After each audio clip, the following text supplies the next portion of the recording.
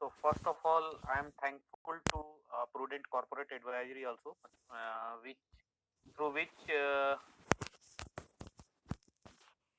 I have got an opportunity to interact with you. So agenda for the day is ICICI Prudential Business Cycle Fund. तो ICICI Prudential Business Cycle Fund जैसा आप सब लोगों को idea होगा, तभी हम लोगों ने एक NFO लॉन्च किया है. तो NFO लॉन्च हुआ है yesterday. So it is open for subscription during the NFO period from 29th of December, and NFO period is ending on January 12th. तो 12 जनवरी को ये क्लोज होगा NFO. तो why business cycle fund, what is all about business cycle fund, ये मैं आपसे बात करूंगा, सो दैट कि हम लोग फर्दर जब अपने इन्वेस्टर से कम्युनिकेशन करते हैं तो being a mutual fund distributor, being a financial advisor, I should know every bit of this fund. So my endeavor in next 30-35 minutes would be to explain every bit of this fund, and what is the thought behind this fund, what is the philosophy of this fund, what would be the investment strategy, what is the process to run this fund. Everything uh, I would explain during this presentation hour. So why business cycle fund? I'm just putting my video off because of the network issue, and I assume that I am audible to all of you.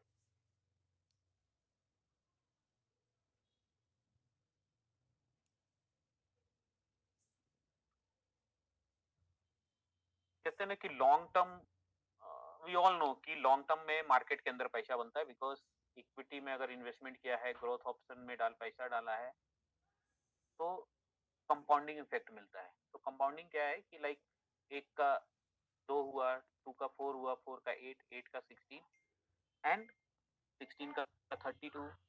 तो पैसा over a period of time क्या होता है कि compounding effect देखने को मिलता है, और इन्वेस्टर अगर लॉन्ग टर्म पे स्टे करते हैं तो वो रियल रिटर्न इंजॉय करते हैं. तो we all know this thing. इन लंबे समय में इन्वेस्ट करने के क्या फायदे हैं? एक तो हम, क्या होता है कि वोलेटिलिटी को राइड करते हैं, वोलेटिलिटी को अच्छे से राइड कर ले जाते हैं, बिकॉज शॉर्ट टर्म में अगर आप ढूंढोगे ना, तो you will find enough reasons जिसके कारण मार्केट में वोलेटिलिटी रहेगी.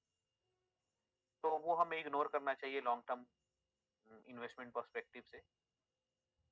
शॉर्ट टर्म में क्यों वोलेटिलिटी रहेगी? यू ऑल नो, अभी कोविड आ गया, कोविड चला गया, अभी 20 जनवरी को new president of US will take oath. फिर उसके बाद जनवरी में, फिर फरवरी में बजट आएगा, फिर अप्रैल में एनुअल मॉनेटरी पॉलिसी आएगी, फिर मई स्टार्ट में क्या होगा कि मॉनसून के फोरकास्ट आने लगेंगे. तो ये सब शॉर्ट टर्म में बहुत सारे वेरियस रीजंस मिलते हैं जो मार्केट को वोलेटाइल रखते हैं. तो लंबे समय में इन्वेस्टेड रहे तो हम इन वोलेटिलिटी को इग्नोर करते हैं और पैसा बनाते हैं.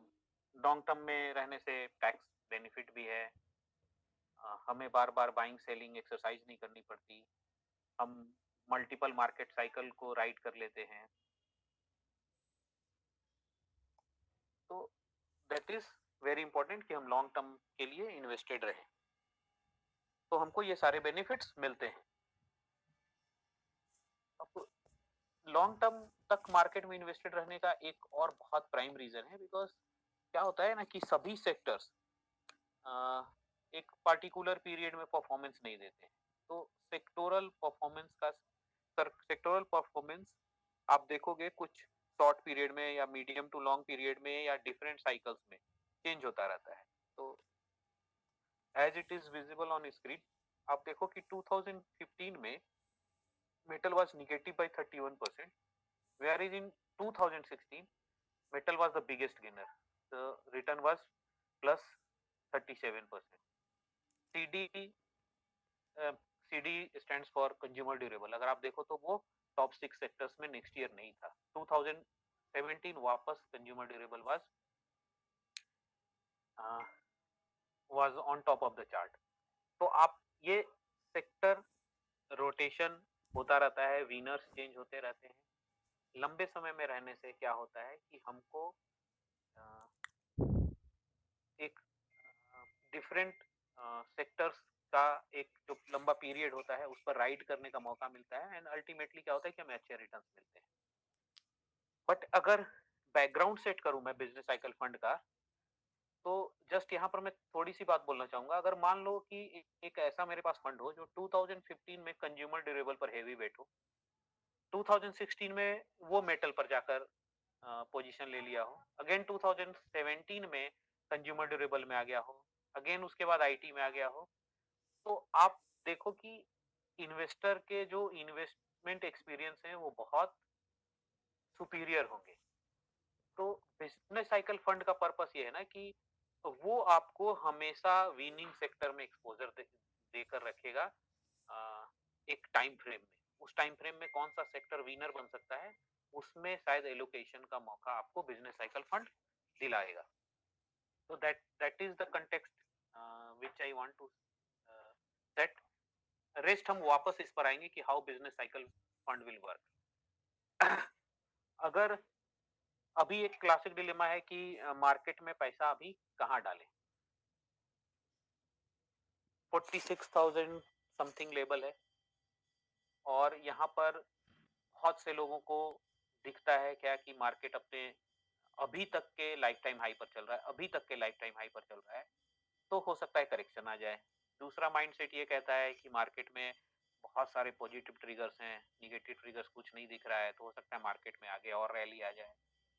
तो अपॉर्चुनिटी भी दिखती है, थोड़ा सा फियर भी दिखता है। तो ऐसे समय में हमारा क्या स्टैंड होना चाहिए, कहाँ इन्वेस्ट करना चाहिए। अगर आप एक हमारा व्यू लेना चाहें तो अभी भी क्या है, अ, जो स्कोप दिख रहा है ज्यादा वो मेटल सेक्टर में दिख रहा है, बिकॉज कमोडिटी प्राइसेस बढ़ने लगी हैं अक्रॉस द ग्लोब। मेटल की डिमांड आने लगी है यूरोपियन कंट्री में भी। इवन चाइना जो नेट एक्सपोर्टर होता था, अभी उसको इंपोर्ट करने की जरूरत पड़ रही है, उसके यहाँ इतना कंजम्पशन है। तो मेटल में एक साइकिल दिख रही है अ, आगे रैली करने की। बैंक्स अभी तक क्या है कि लो इंटरेस्ट सिनेरियो में है, आने वाले टाइम में जिस तरह से इन्फ्लेशन बढ़ रहा है आगे इंटरेस्ट बढ़ सकते हैं, अब वो बढ़ने वाला साइकिल स्टार्ट होगा तो नेट इंटरेस्ट मार्जिन बढ़ेगा, क्रेडिट ऑफ टेक स्टार्ट हुआ तो banks can do good from here. Real estate, because ये अपने 2013 के बाद अपने इसने रिकवरी देखी नहीं है, वापस इंटरेस्ट रेट अभी काफी नीचे चले आए हैं, लेस देन 7। तो यहाँ पर एक पिकअप देखने को मिल सकता है। इंफ्रास्ट्रक्चर इकोनॉमिक एक्टिविटी जैसे स्टार्ट होगी तो इंफ्रास्ट्रक्चर कैन डू गुड। तो गोइंग फॉरवर्ड अभी जो हमें इमीडिएट अपॉर्चुनिटी दिखती है वो मेटल, बैंक्स, रियल एस्टेट या इंफ्रास्ट्रक्चर जैसे सेक्टर में दिखती है। अब इन्वेस्टर का बिहेवियर क्या रहा 2020 में? अभी actually current phase of the time है जो अभी हम लोगों ने जस्ट पास किया है या उसके थ्रू हम लोग जा रहे हैं। तो क्या रहा है कि इक्विटी में हम लोगों को जबरदस्त क्रैश देखने को मिला between 14th of January to 23rd of March, और लोगों ने पैसे विड्रॉ कर लिए बिकॉज एक फियर साइकोसिस डेवलप हुआ जिसके कारण लोगों ने पैसा विड्रॉ कर लिया। But during this period pharma और आईटी जैसे सेक्टर्स ने काफी अच्छा परफॉर्मेंस दिया। इनके जो सेक्टोरल फंड्स हैं इन पर बेस्ड उनमें काफी अच्छे रिटर्न्स बने। बट इन्वेस्टर का क्या है कि जब उसको कब ये सेक्टर्स पकड़ने को मिला, मेजॉरिटी ऑफ द इन्वेस्टर्स को, जब इसके अंदर रिटर्न बन चुके, बिकॉज मार्केट में वो देखा कि ये गेन हो रहा है। तो एक अच्छा खासा गेन जब मार्केट में ऑलरेडी बन चुका है उस समय जाकर मेजॉरिटी ऑफ द इन्वेस्टर्स इसके अंदर इन्वेस्ट कर रहे हैं या उन्होंने किया है। तो यहाँ पर क्या इम्पोर्टेंट है, देखिए जैसे क्या होता है ना कि एक ड्राइवर के लिए बहुत मुश्किल होता है कि लेन चेंज करना ड्राइविंग के दौरान, कि वो अपनी स्पीड को बढ़ाकर रखे, एडजस्ट करता रहे और फटाफट लेन चेंज करता रहे, वो बहुत आसान नहीं होता है। तो इन्वेस्टर के लिए इन्वेस्टमेंट भी वैसे है।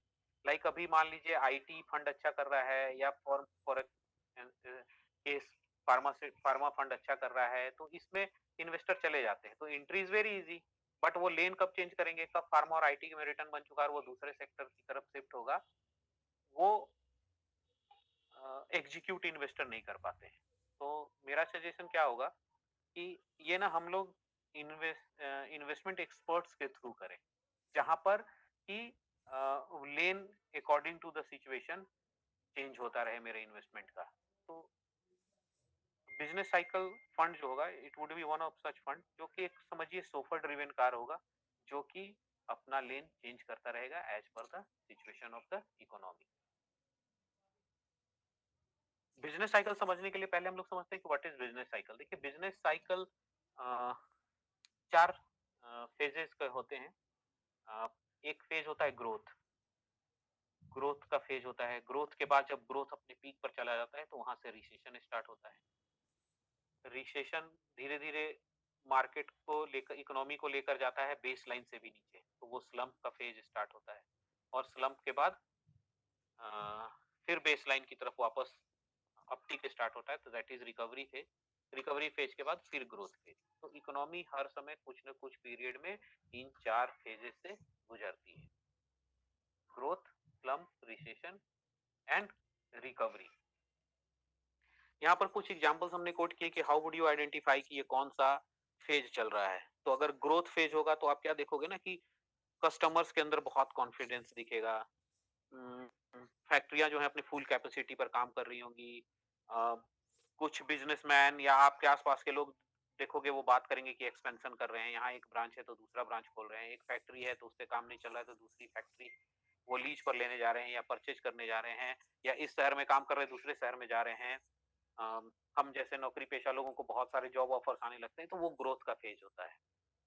तो ये सब कुछ इंडिकेटर होते हैं। स्लम के फेज में क्या होता है, हर तरफ बहुत ज्यादा पेसिमिज्म होता है, सब सभी नर्वस होते हैं, जॉब होल्डर्स नर्वस होते हैं, कंज्यूमर्स नर्वस होते हैं, बिजनेस जो है बिजनेसमैन जो है वो कॉस्ट कटिंग पर चले जाते हैं, नौकरियां जाने लगती है लोगों की, कंज्यूमर्स जो है बहुत सोच समझ कर पैसे खर्च करते हैं, तो वो स्लम फेज होता है। तो इस तरह हर इकोनॉमी साइकिल का ना जो फेज है उसके कुछ ना कुछ इंडिकेटर्स होते हैं जिससे आप जज कर सकते हो कि अभी अपन लोग किस फेज में जा रहे हैं। और ये फेजेस कंपनीज को कैसे फायदा पहुंचाते हैं, वो भी एक एग्जांपल्स के थ्रू समझते हैं कि लाइक अगर स्लम का फेज है और एक सीमेंट फैक्ट्री है जिसकी कैपेसिटी है कि वो 100 बैग ऑफ सीमेंट बना सकता है, बट क्या है उसके पास डिमांड 40 बैग की ही आ रही है, 40 बैग्स की। तो उसका रिवेन्यू होगा चूंकि 100 रुपीज पर बैग है,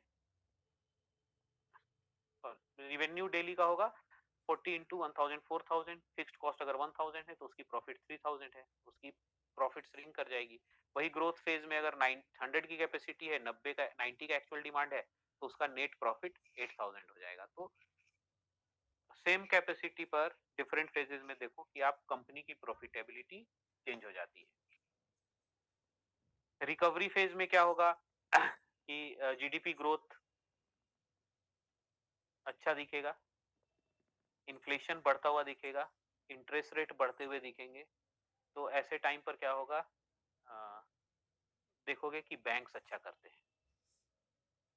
क्यों? क्योंकि उस समय क्रेडिट ऑफटेक स्टार्ट होता है और डिमांड पुल अप होने के कारण, क्रेडिट डिमांड पुल अप होने के कारण बैंकों के इंटरेस्ट मार्जिन बढ़ते हैं, तो बैंकों की प्रॉफिटेबिलिटी बढ़ती है, तो बैंकिंग सेक्टर अच्छा करता है। तो जैसा अगर आप देखो ना, तो अभी अपन लोग इस पॉइंट ऑफ टाइम पर किस फेज में है, आप खुद से सोचो। तो अभी हम अपन लोग को देखने को क्या मिल रहा है कि धीरे धीरे इकोनॉमी नॉर्मलाइज हो रही है, धीरे धीरे डिमांड बढ़ रहा है, कंपनियों के क्वार्टरली रिजल्ट्स इंप्रूव होकर आ रहे हैं, थोड़ी स्टेबिलिटी आ रही है जॉब मार्केट के अंदर भी। तो we are passing through recovery phase of the economy. तो ये रिकवरी फेज में है अभी, और ये अभी ग्रोथ फेज में जाएगा। तो आप नेट नेट ना आपको आइडिया लग जाएगा कि अभी अपन लोग रिकवरी फेज में है तो मार्केट अच्छा कर रहा है, अभी तो ग्रोथ फेज में गए नहीं, ग्रोथ फेज में गए तो मार्केट अच्छा और कर सकता है। That is the possibility. So that it is very important ना कि इस पॉइंट ऑफ टाइम पर अपने को पार्टिसिपेशन कम नहीं करना है। इवन मेरे पास कुछ हो तो मेरे को पार्टिसिपेशन इस समय इक्विटी मार्केट के अंदर बढ़ाना ही चाहिए। डिफेंसिव सेक्टर कब अच्छा करते हैं, जब स्लम्प का फेज चल रहा हो, स्लो डाउन हो इकोनॉमी के अंदर। बिकॉज क्या है कि फूड टू सर्वाइव चाहिए, मतलब जो एसेंशियल्स हैं वो चाहिए, दवा चाहिए, तो उस समय क्या होता है कि मार्केट का पैसा इन डिफेंसिव सेक्टर्स को चेंज करता है, तो उस समय ऐसे सेक्टर्स में पैसा लगाना ज्यादा अच्छा है। बिजनेस साइकिल जो है, business cycle is similar to navigating various roads. कब कैसा रोड होगा आगे, उस हिसाब से नेविगेट करना।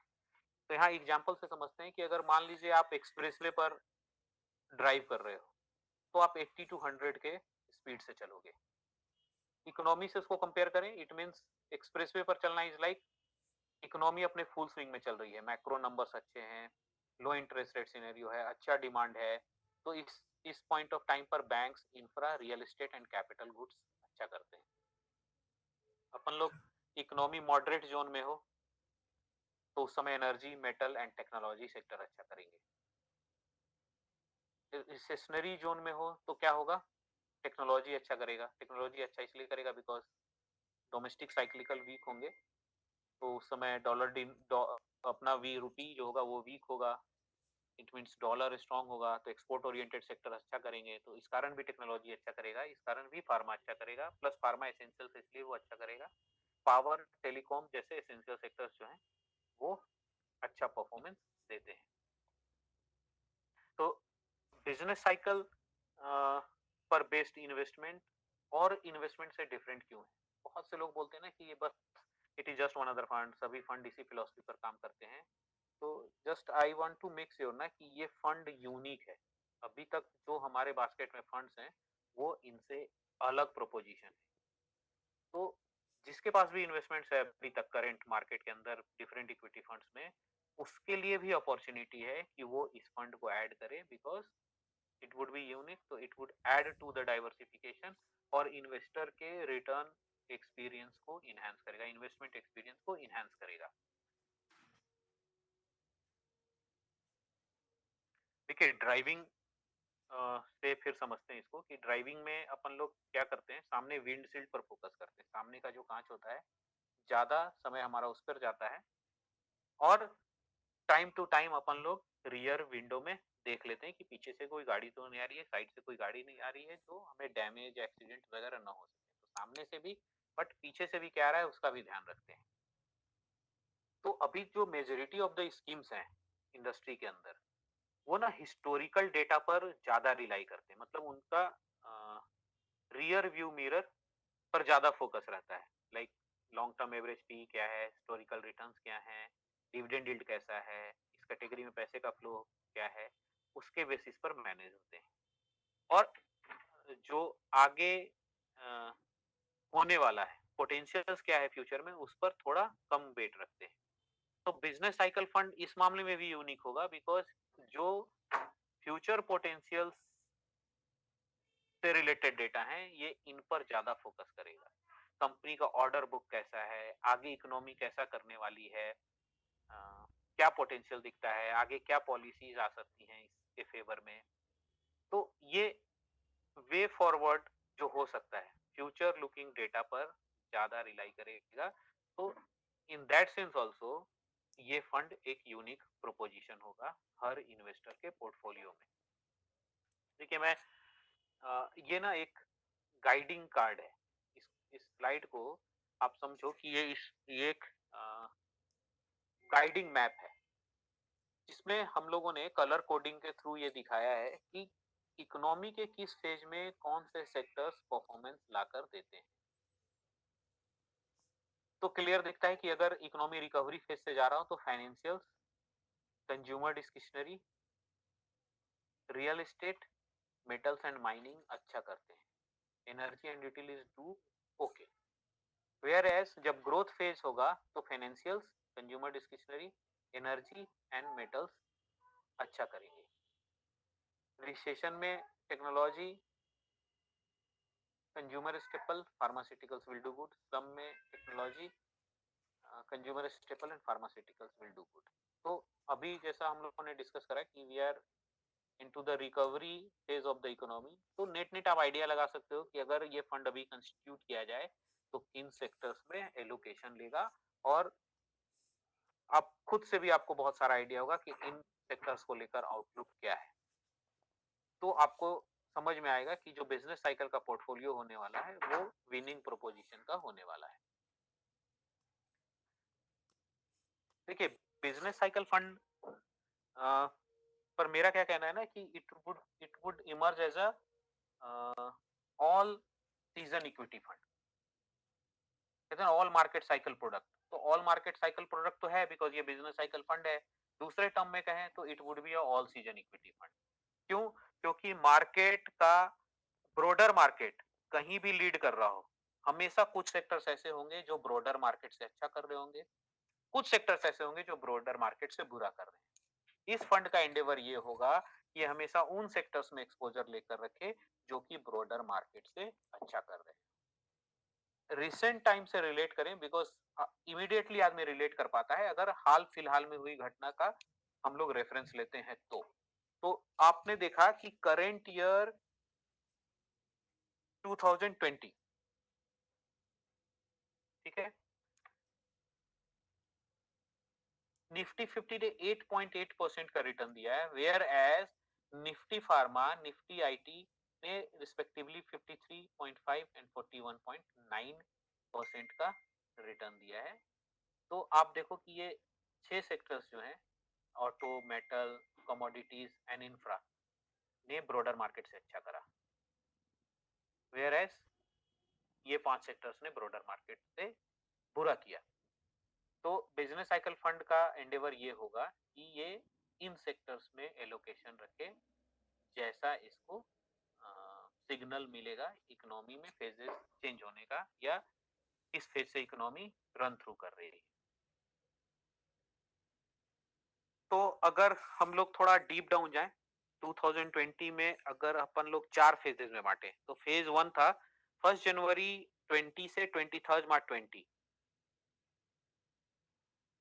उस पीरियड में क्या हुआ था ना कि अक्रॉस द ग्लोब कोविड पर लोगों का चिंता बढ़ना शुरू हुआ था, न्यूज आने लगे थे, तो मार्केट गिरना चालू हो गया था पहले से। लॉकडाउन तो 23 मार्च के बाद लगा, सॉरी फेब्रवरी,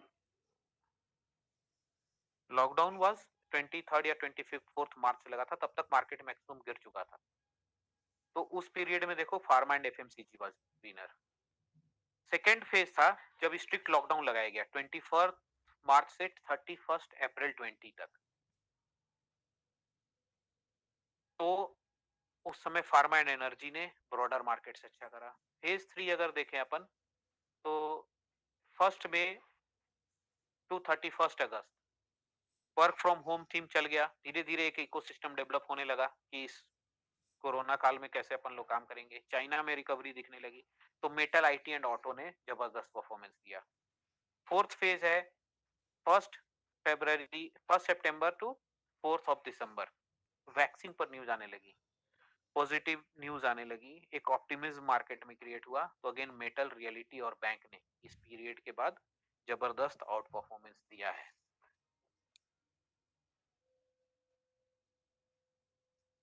तो ये होगा बिजनेस साइकिल फंड में। एक्चुअली क्या होगा ना कि जैसे जैसे आप देख रहे हो ना कि मार्केट में सेक्टर रोटेशन स्टार्ट हो रहा है, वहां पर ये फंड ऑलरेडी उन सेक्टर्स में एक्सपोजर लेकर रखेगा। That is the idea.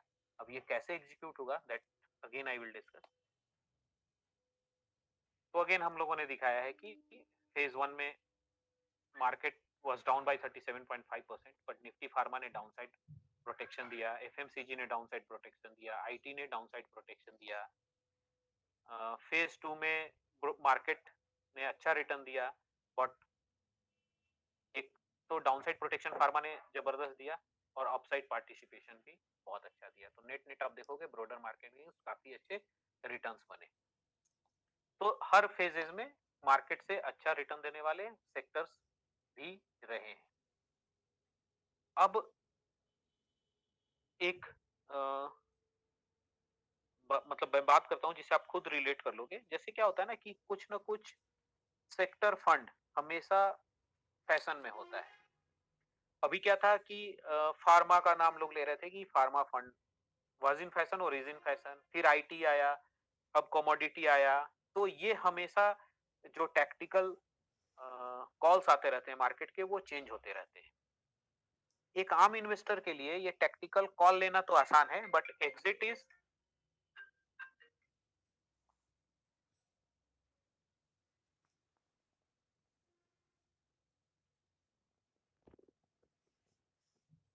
तो ये टैक्टिकल कॉल लेना आसान होता है, एग्जिट मुश्किल होता है।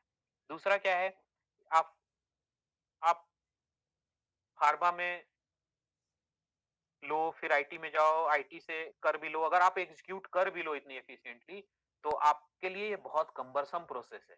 प्लस क्या होगा कि आपको एग्जिट लोड बियर करना पड़ सकता है, आपके शॉर्ट टर्म कैपिटल गेन्स खड़े होंगे। बट क्या है, वैसे रिटर्न तो बनता है अगर ये टैक्टिकल कॉल टाइमली एग्जीक्यूट हो जाए तो। बिजनेस साइकिल फंड क्या करेगा कि इन सारे टैक्टिकल प्ले को आपके स्ट्रेटेजिक इन्वेस्टमेंट में कन्वर्ट कर देगा। बिकॉज ये जो इस सेक्टर से उस सेक्टर में शिफ्ट होना और सेकेंड सेक्टर से फिर थर्ड सेक्टर में शिफ्ट होना, this will happen with in the fund. तो आपके लिए प्रोसेस बहुत इजी हो गया, कोई लोड या टैक्सेशन का इश्यू नहीं आएगा। प्लस क्या है कि ये एक्सपर्ट फंड मैनेजर्स द्वारा किया जाएगा, तो पॉसिबिलिटी ज्यादा है कि ये टाइमली एग्जीक्यूट हो। तो आपका क्या होगा ना, इन्वेस्टमेंट का कन्वीनियंस भी बहुत ज्यादा होगा और आपके इन्वेस्टमेंट और रिटर्न एक्सपीरियंस काफी इंप्रूव हो जाएंगे बिजनेस साइकिल फंड के। एक लंबे टाइम होराइजन की बात करें तो पिछला 10 साल, लास्ट का 10 इयर्स देखें ना, तो मॉनिटरी इजी मॉनिटरी पॉलिसी का रहा, इंटरेस्ट रेट कट हुए, मार्केट के अंदर लोअर वोलेटिलिटी रही, तो equity as an asset class ने अच्छा रिटर्न दिया 2011 टू 2020। अब 2021 टू 2030, नेक्स्ट 10 साल में क्या दिखता है कि अब रेट कट के लिए ज्यादा स्कोप नहीं है, लिमिटेड रूम है। इक्विटी वैल्यूएशंस ग्लोबल लेवल पर काफी स्ट्रेस दिख रहे हैं, तो इट मींस कि अगला 10 साल वोलेटिलिटी का हो सकता है। अब इस नेक्स्ट 10 ईयर्स अगर वोलेटिलिटी दिखती है, तो हमको एक ऐसा फंड चाहिए जो जैसे जैसे मैक्रो चेंज होते रहे उस तरह से वो अपनी इन्वेस्टमेंट स्ट्रेटजी चेंज करता रहे, वो डिफरेंट सेक्टर्स के बीच आराम से मूव कर ले और वेरियस थीम के बीच में स्विच होता रहे। तो नेक्स्ट 10 इयर्स में ये जो स्ट्रेटजी है वो ज्यादा लाइकली है कि परफॉर्मेंस देगी। सो दैट आईसीआईसीआई अभी बिजनेस साइकिल फंड लेकर आई है।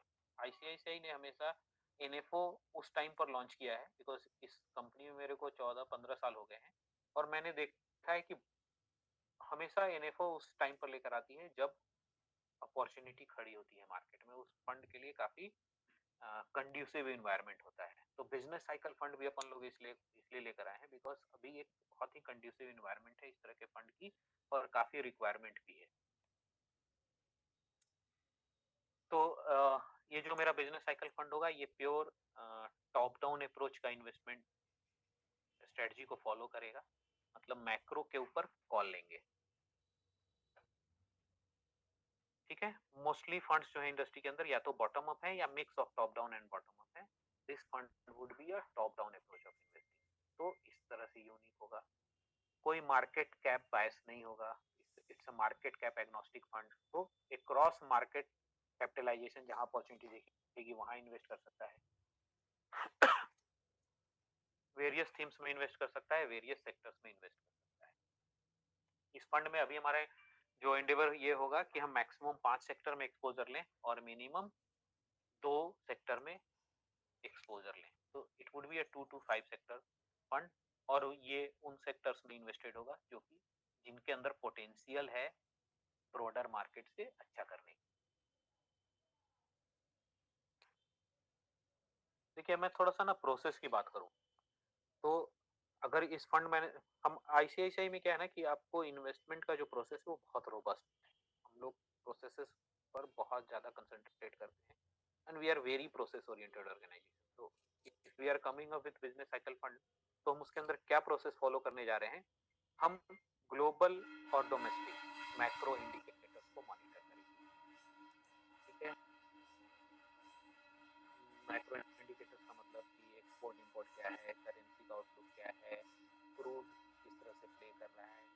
की प्राइसेस किस तरह से मूव कर रही हैं, डिफरेंट ग्लोबल बैंक्स क्या डिसीजन ले रहे हैं, रेट घटाने वाले हैं, बढ़ाने वाले हैं, वेरियस मैक्रोस को हम लोग स्टडी करेंगे, ठीक है। और उससे हम लोगों को आइडेंटिफाई हो जाएगा कि इकोनॉमी किस साइकिल में जा रही है, ग्लोबली या डोमेस्टिक। फिर हम लोग नेक्स्ट स्टेज में इसके लिए सुटेबल थीम या सेक्टर को सेलेक्ट करेंगे। विद इन दो सेक्टर्स जो विनिंग स्टॉक्स होंगे वो सेलेक्ट करेंगे, एंड फिर हम उसको फाइनलाइज करेंगे। और इसके ऊपर कंटिन्यूअस हमारी इन्वेस्टमेंट कमेटी की मीटिंग होती रहेगी, एंड वी विल एनालाइज कि व्हाट इज हैपनिंग और हमारे पोर्टफोलियो में क्या हो रहा है। ये प्रोसेस हम लोग फॉलो करेंगे। अब इस फंड में क्या है और क्या यूनिक है, like this is equity mutual fund, but इसके अंदर ना हमारे डेट के सीआईओ मनीष बंटिया भी फंड मैनेजर है। अब देखो, ये क्वेश्चन आ सकता है कि why a debt fund manager is in this fund when it is a equity fund. वो देखिए, ये हमारे प्रोसेस का हिस्सा है, बिकॉज क्या होता है ना कि इकोनॉमी में कोई भी साइकिल चेंज होने वाला होता है तो सबसे पहले डेट मार्केट उसको सिग्नल करता है। डेट का फंड मैनेजर अर्ली आइडेंटिफाई कर लेता है कि इकोनॉमी किस साइकिल में जाने वाली है, तो मेरे को अर्ली आइडेंटिफिकेशन हो पाए और सेक्टर रोटेशन में टाइमली एग्जीक्यूट कर पाऊं, so that we have our debt CIO also as one of the fund managers in this fund. तो आप समझ सकते हो कि कितनी मेटिकुलसली हमने इस फंड को डिजाइन किया है और कितना केयरफुली और मेटिकुलसली हम लोग इस फंड को मैनेज करने जा रहे हैं, ठीक है। बिजनेस साइकिल आइडेंटिफाई करने के लिए जो इकोनॉमिक पैरामीटर्स हैं, current account deficit, fiscal deficit, interest rate, inflation, ये देखेंगे। Investment indicators, capex investment, new project cleared, वो देखेंगे। बिजनेस एंड कंज्यूमर सेंटीमेंट के लिए हम लोग परचेजिंग मैनेजर इंडेक्स देखेंगे, बिजनेस कॉन्फिडेंस इंडेक्स देखेंगे, sale of various consumer discretionary products, वो नंबर्स भी अपन लोग देखेंगे। तो ये 3 मेजर पैरामीटर्स हैं जिनके ऊपर बिजनेस साइकिल को आइडेंटिफाई किया जाएगा। जैसा हम लोगों ने यहाँ पर दिखाया था कि मैक्रो इंडिकेटर्स को ग्लोबल एंड डोमेस्टिक लेवल पर देखेंगे, तो इसको हम लोग लिंक कर लेते हैं ग्रोथ आउटलुक से। आप देखो, ग्रोथ आउटलुक के 4 सिचुएशन हो सकते हैं कि ग्लोबल ग्रोथ स्ट्रांग है बट डोमेस्टिक, इंडिया वीक, दुनिया मजबूत, दुनिया वीक, इंडिया वीक, दुनिया मजबूत, इंडिया मजबूत, दुनिया वीक, इंडिया मजबूत। तो इसमें ना सेक्टर प्ले देखिए, ये ग्रोथ आउटलुक के ऊपर भी सेक्टर प्ले अलग अलग होगा। अगर स्ट्रॉन्ग ग्लोबल ग्लोबल और डोमेस्टिक दोनों स्ट्रॉन्ग हो तो metal, mining, oil, consumer durable, banking, auto, capital goods और इंफ्रास्ट्रक्चर अच्छा करेंगे। तो इतने सेक्टर्स अच्छा करेंगे, इसमें से मैं 2 to 5 जो बेस्ट सेक्टर होगा with in this performing sectors उसके अंदर इन्वेस्टमेंट करेंगे। ग्लोबल वीक है, डोमेस्टिक वीक है, तो टेलीकॉम, पावर यूटिलिटीज, एफएमसीजी अच्छा करेगा। ग्लोबल वीक और डोमेस्टिक स्ट्रांग हो तो consumer durable, banking, auto, capital goods, infra अच्छा करेंगे। तो एक लॉन्ग लिस्ट ऑफ फिल्टर्स हैं जिसके थ्रू ये फंड गुजरेगा और आपको uh, उस समय के विनिंग सेक्टर्स या विनिंग स्टॉक्स के अंदर एक्सपोजर दिलाएगा। अभी का सिचुएशन क्या है? अभी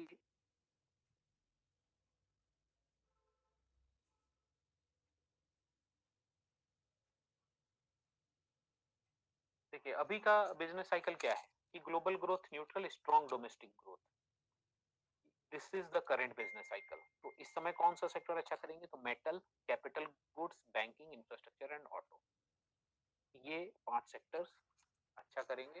तो मोटा मोटी आपको आइडिया हो जाता है कि ये इन सेक्टर्स में एक्सपोजर ये फंड लेगा।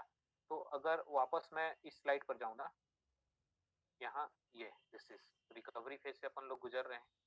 तो यहाँ पर मैंने दिखाया था कि किन सेक्टर्स के अंदर एक्सपोजर हो सकता है।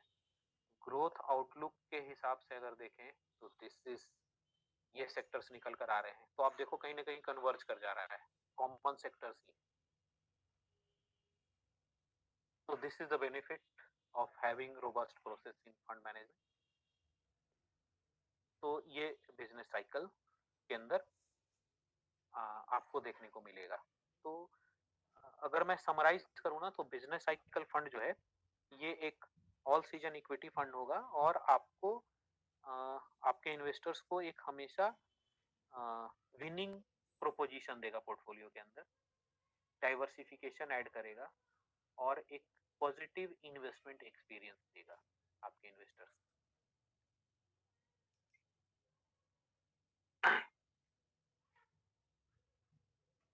एक इलस्ट्रेशन के लिए देखिए, मतलब मैं लास्ट चीज समराइज कर रहा हूँ अभी इसको।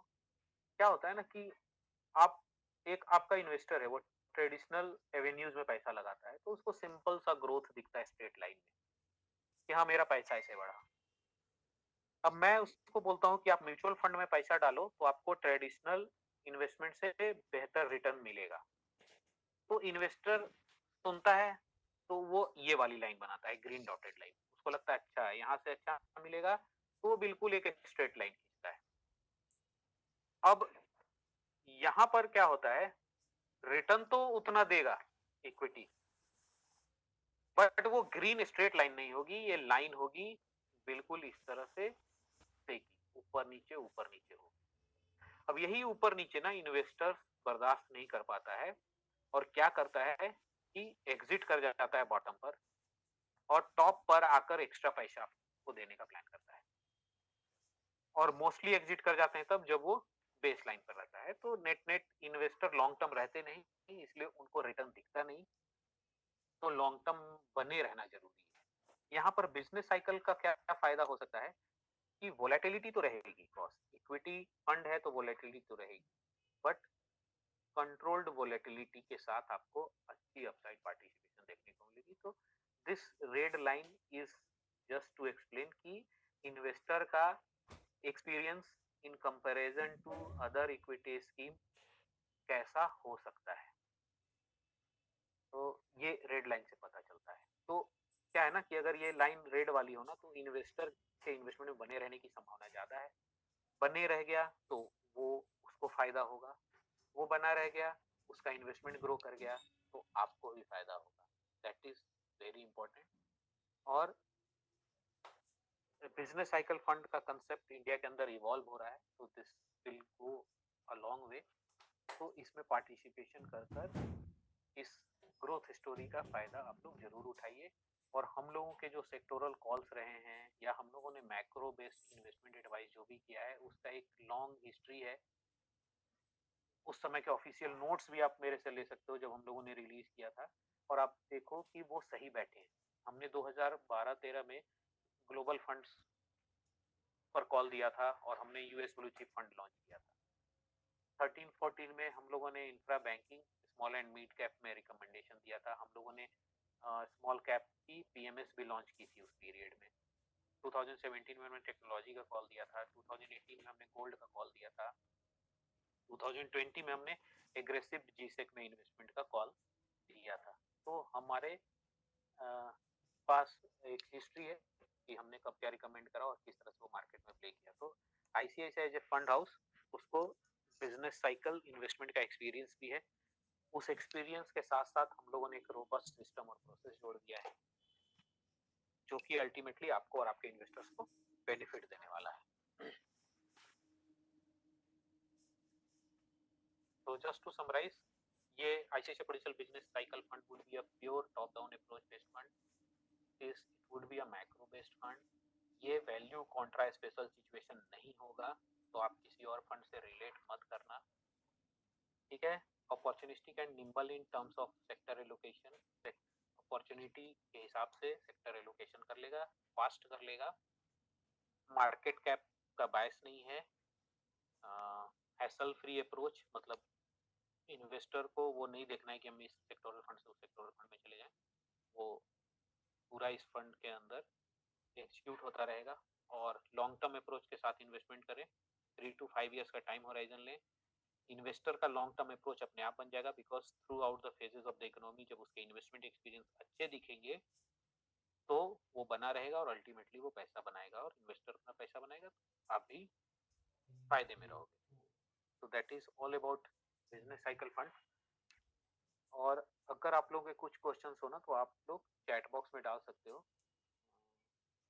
मैं हूँ, मेरे साथ उज्ज्वल बनर्जी हैं, मेरे साथ सन्नी भवनानी हैं। तो हम लोग आपके क्वेश्चंस को वन बाय वन आंसर करेंगे। Hope we will be able to satisfy. And anything Sunny और Ujjwal, if you want to add, you may add please.